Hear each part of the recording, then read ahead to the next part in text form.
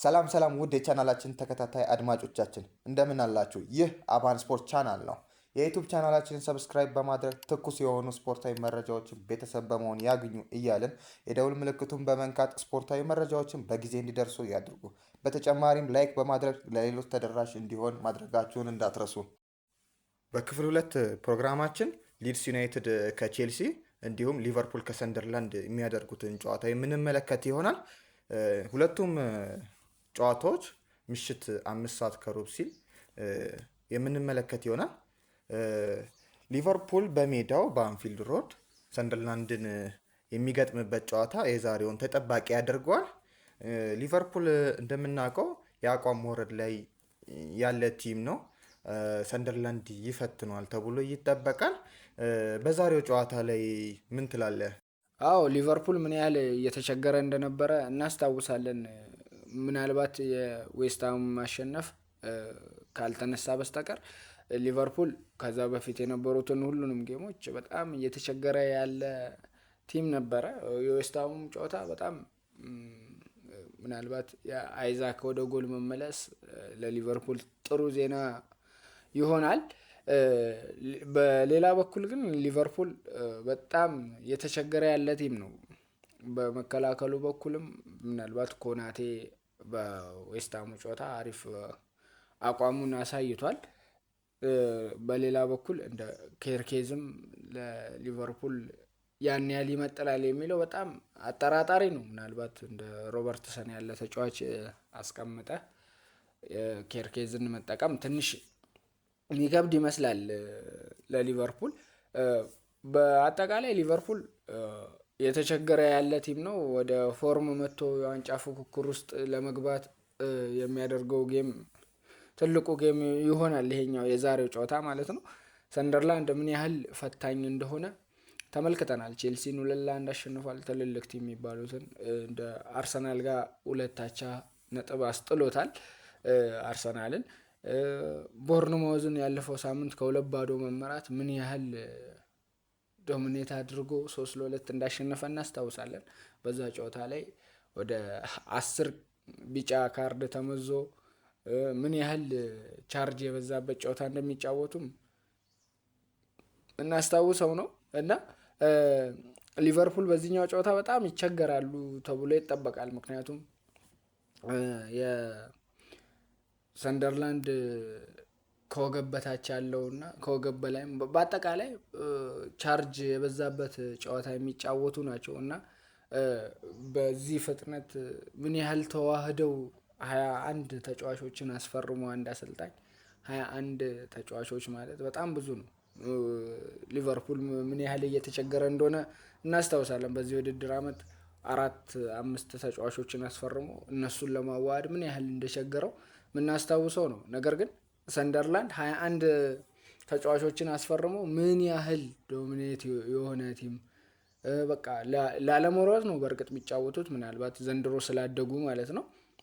ነገር ግን እያሳዩ ያሉት አቋም በጣም ለሰንደርላንድ እና እንደ አዲስ አዳጊ ቲም በጣም ትልቅ ሰክሰስ ነው፣ በጣም ትልቅ ማለት ነው። ግን ሰንደርላንድ በምን ያህል መልኩ ተዋህዶ እንደዚህ ዶሚኔት እያደረገ ቦርንማውዝን ማለት በጣም ምናልባት አሁን ቦርንማውዝን እየወረደ ከመምጣቱ አንጻር ነው እንጂ ሰንደርላንድ በጣም ትልቅ ክሬዲት የሚሰጠው ቲም ነው።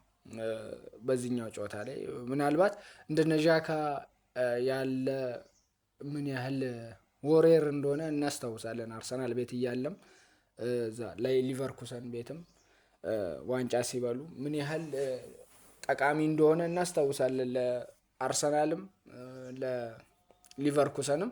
አሁን ላይ ደግሞ ሰንደርላንድ ቤት ምን ያህል ምርጥ ብቃቱን እያሳየ እንደሆነ እንመለከታለን። እንደ ፊ ያለ ተጫዋች አለ፣ እንደ ኖህ ሳዲቅ ያለ ተጫዋች ምን ያህል ዎሪየር እንደሆኑ ተመልክተናል። ከአርሰናል ጋርም ሲጫወቱ፣ ከቼልሲ ጋርም፣ ከቦርንማውዝ ጋርም፣ አሁንም ከሊቨርፑል ጋርም ይደግሙታል ተብሎ ይጠበቃል። ምናልባት ቀጣይ የሰንደርላንድ ቀጣይ ተጋጣሚ ሲቲ ከመሆኑ አንጻር እንደነ ዣካ እና ኖሳዲቅ ያሉ 4 ቢጫ ስላላቸው ምናልባት በዚህኛው ጨዋታ ቢጫ የሚያገኙ ከሆነ ለሲቲ ጨዋታ የማይደርሱ ይሆናል የሚያልፋቸው ስለሚሆን በቅጣት አንድ ጨዋታ ስለሚያልፋቸው ምናልባት የዚህኛው ጨዋታ ላይ ይረጋጋሉ ወይ? እሱ ሌላ ጥያቄ ነው። ምክንያቱም ዣካን እናውቀዋለን ምን ያህል ስሜታዊ ሆኖ እንደሚጫወት ስለምናውቀው ምናልባት በዚህ ጨዋታ ላይ ካርድ የሚያይ ከሆነ የሲቲ ጨዋታ የሚያልፈው ይሆናል ማለት ነው። እንደ 6 ቁጥር ሆኖ ከመጫወቱ አንጻር ደብል ፒቮት ነው የሚጫወቱት እንደ ሰንደርላንድ ማለት ነው። መከላከሉ ላይ በጣም ምርጥ ናቸው።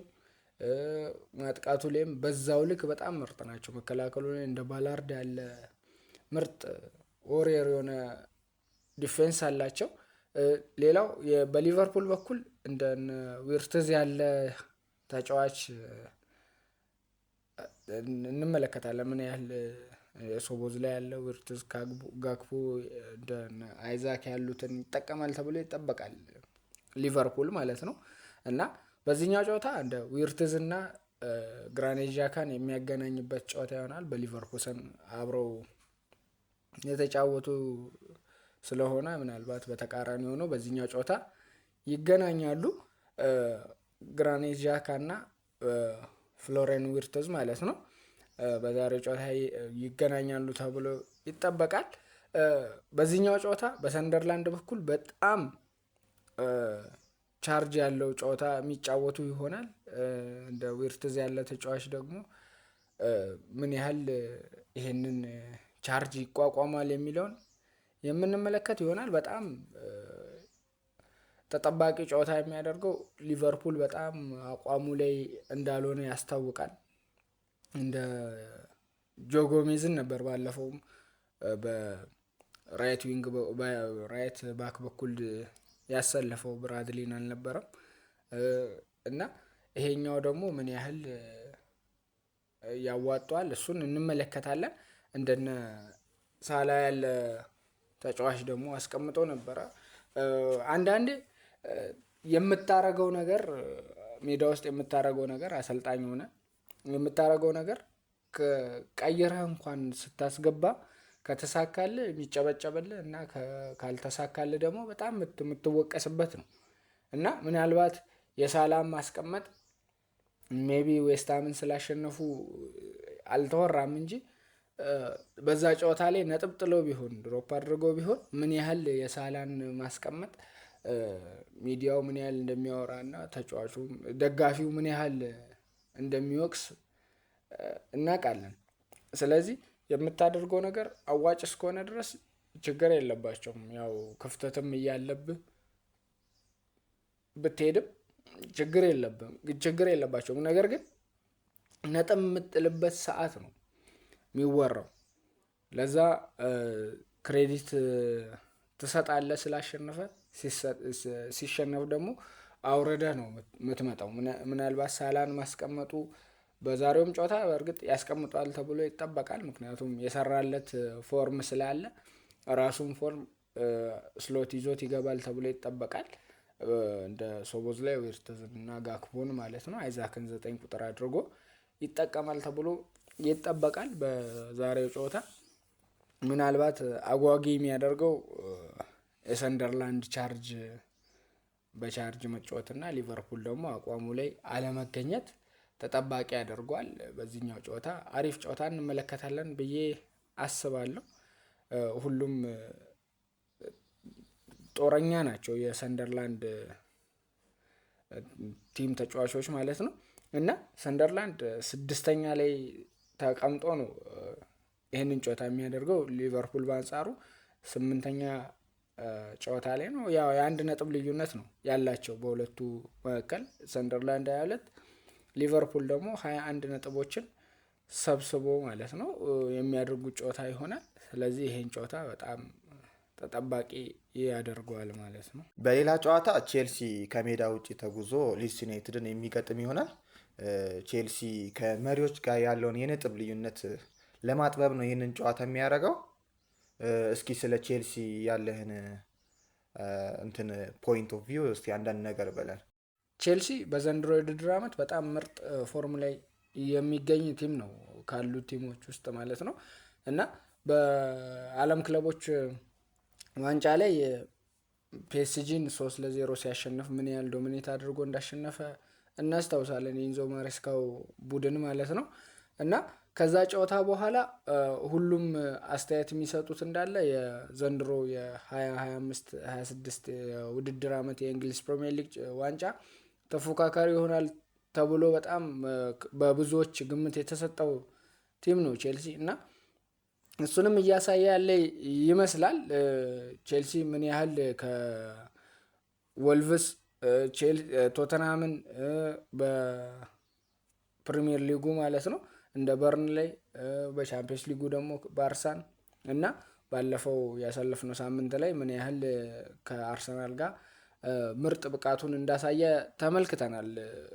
ያለፉትን 7 ጨዋታዎች ቼልሲ ምንም አይነት ሽንፈት አላስተናገደም እና ያለፈው ሳምንት ጨዋታ በጥቂቱ ለማንሳት ስንሞክር ከአርሰናል ጋር የነበረው ጨዋታ ማለት ነው ሞይሰስ ካይሴዶን በአልተገባ አገባብ በቀይ የወጣበት ጨዋታ እንመለከታለን እና በዚህኛው ጨዋታ ላይ በ38ኛ ደቂቃ ቢወጣበትም ከዛ በኋላ ቼልሲ ምን ያህል አታክ እያደረገ ሪስ ጄምስን ወደ ዲፌንሲቭ ሚድፊልደር አምጥቶ ምን ያህል ምርጥ ፐርፎርም እንዳደረገ ተመልክተናል እና የሞይሰስ ካይሴዶ አለመኖር አርሰናል ምንም አይነት ስኮር እንዳያደርግ በደንብ ሪስ ጄምስ የካይሴዶን ቦታ ሸፍኖ ተጫውቶ በጣም ምርጥ ብቃቱን አሳይቷል። ሪስ ጄምስ የጨዋታውም ኮከብ ነበረ እና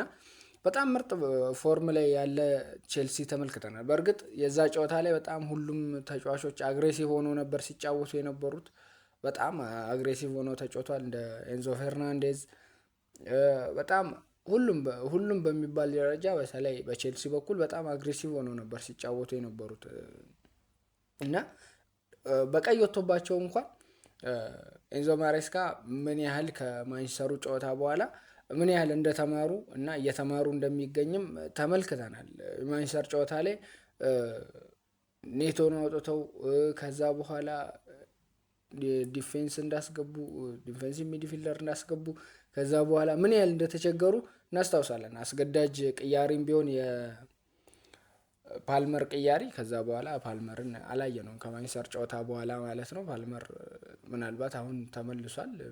ሜቢ በዚህኛው ጨዋታ ይገባል ወይ እሱ የኤንዞ ማሬስካ መልስ ውሳኔ ይሆናል እሱ እና የፓልመርም ቅያሪ አስገዳጅ ቅያሪም ቢሆን እሱን ቅያሪ ተመልክተናል። በጣም ተቸግሮ እንደነበረ እንደ ስቲቫውን ቀይሮ ምን ያህል ተቸግሮ እንደነበረ ተመልክተናል የማንቸስተር ጨዋታ ላይ እና ያንን ቀርፎ ከዛ ተምሮ አርሰናል ላይ በቀይ ሲወጣበት ምንም አይነት እንትን አላደረገም። ያን ያህልም ቅያሪ ሲያደርግ ነው የተጫዋቾቹን በኤክሺፍት እያደረገ ቦታቸውን በደንብ እንዲጫወቱ እና አርሰናል ደግሞ በሚያጠቃው በሴት ፒስ በኩል የሴት ፒስ መከላከላቸው በጣም ምርጥ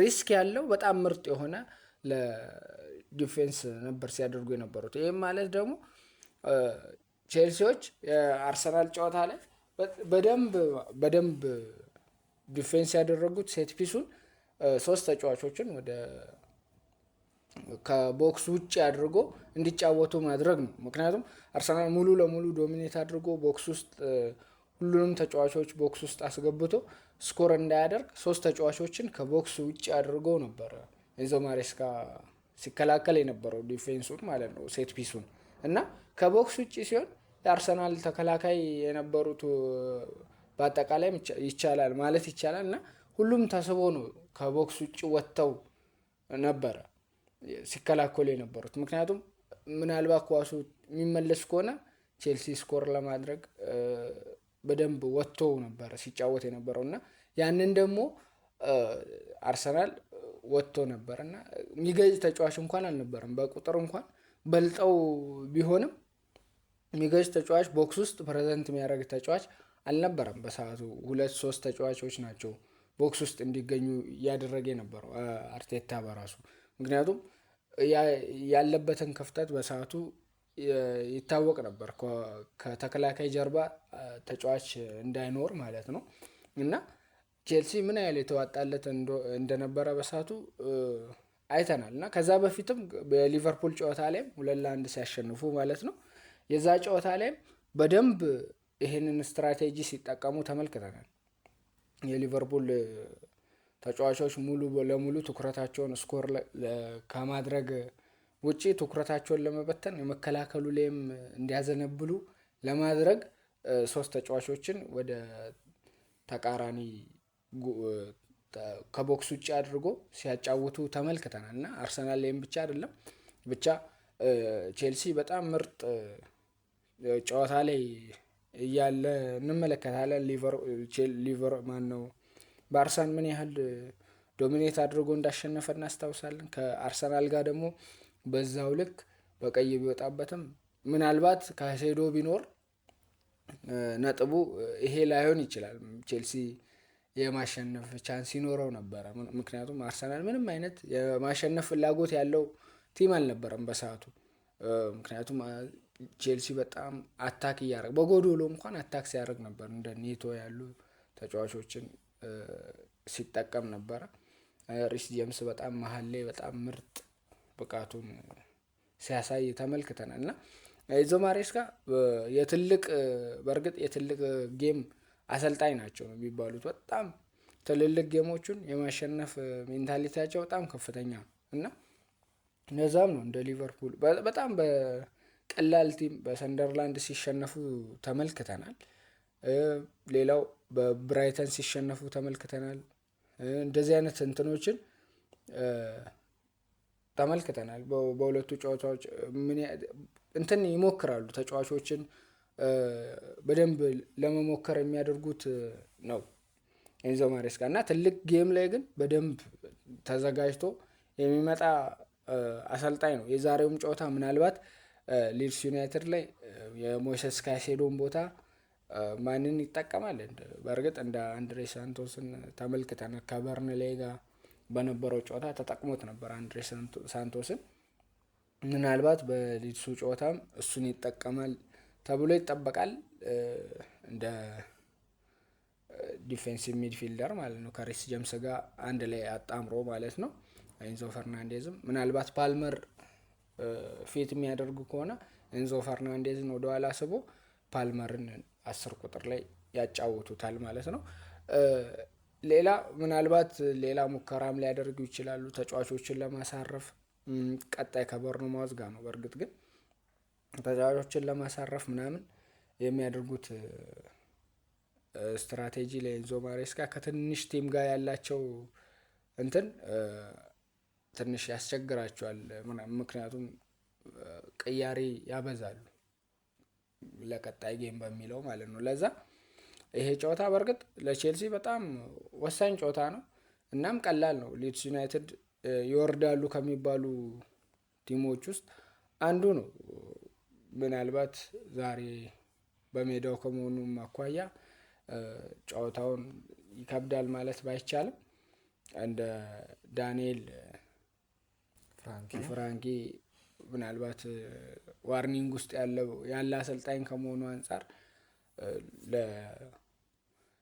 ለቼልሲ ምናልባት ቀላል ጨዋታ ላይሆን ይችላል። ግን ቼልሲ በቀላሉ የሚያሸንፍ ይመስላል። ምክንያቱም ቼልሲ ከመሪዎቹ ጋር ያለውን የነጥብ ልዩነት በደንብ ማጥበብ ይፈልጋል። የዋንጫ ፉክክር ውስጥ ለመቆየት ግዴታ እንደዚህ አይነት ጨዋታዎችን ማሸነፍ ይጠበቅበታል። ስለዚህ ቼልሲ የማሸነፉ ነገር ምናልባት ከፍተኛ ግምት የተሰጠው ነው። ቼልሲ ያሸንፋል። እስከ ፕሮግራማችን ፍጻሜ ድረስ አብረናችሁ የቆየ ነው እኔ አኒስ አህመድ እና አብርሃም ዳንኤል ነበር። አብራችሁን ስለነበራችሁ ከልብ እናመሰግናለን። ሰብስክራይብ ያላደረጋችሁ ሰብስክራይብ አድርጉ። ሰብስክራይብ ያደረጋችሁ ደግሞ ተጨማሪ መረጃ እንዲደርሳችሁ የደውሉን ምልክቱን ተጫኑ። የዛሬ ፕሮግራማችን ይህን ይመስላል። መልካም ቀን ይሁንላችሁ።